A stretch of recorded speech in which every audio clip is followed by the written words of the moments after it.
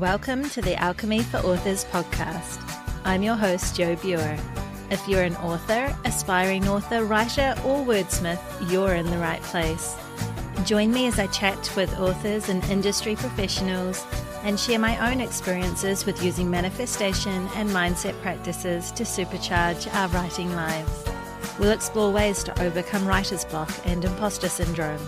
We'll find motivation and inspiration to get our butts in the chair and our stories written. And most importantly, we'll embark on creating lives and livings doing what we love. If you've ever dreamed of a prolific, wealthy, happy or healthy author career or writing practice, then this show is for you. So let's dive into Alchemy for Authors.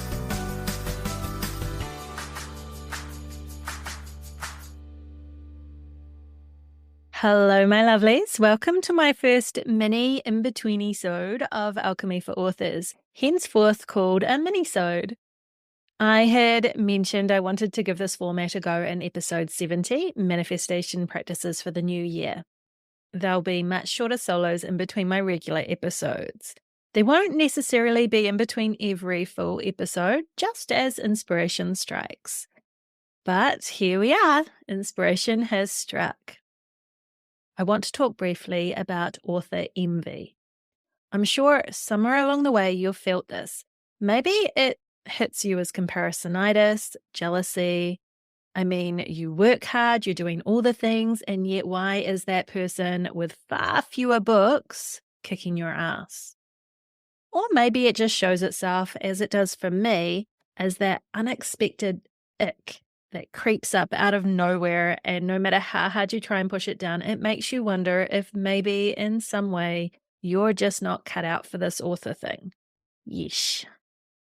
So over the last few days, I've seen this theme of author envy pop up in a few ways, each time catching me off guard.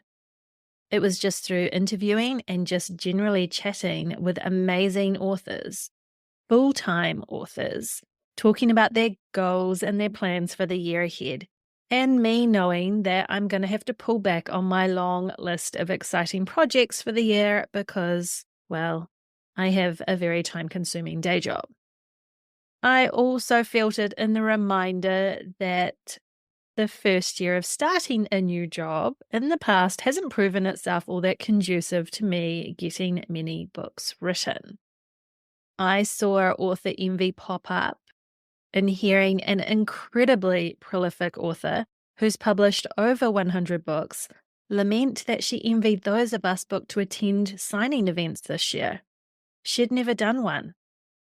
It was in hearing a wonderful author friend of mine compare herself to me and express that she felt she hadn't done enough this week towards her writing goals, despite obviously having some other emotionally trying things going on in her life. So why do we do this to ourselves? And what can we do when we feel like we're failing or falling behind or just lacking in some way? First, we need to stop. We need to take a moment to recognize the feeling for what it is. Something in us is trying to tell us something. A part of us wants more.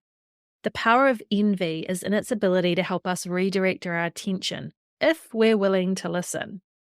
So take the time to ask yourself these questions or journal them out. How much do we really want what they have? What would we be willing to give up or do to get it? Is what that person has actually something we want, or is it just the idea of it? Do you really want that orange bestseller sticker on your book on Amazon? Or are you actually just looking for more validation of your writing from those closest to you? Sometimes the thing we want isn't actually the thing we want.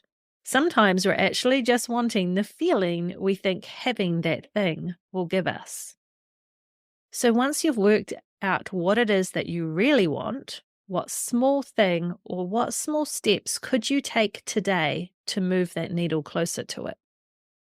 Consider, particularly if you're a fan of manifestation and the like, could it be that the universe is showing you what you want as a reminder to you that it is possible?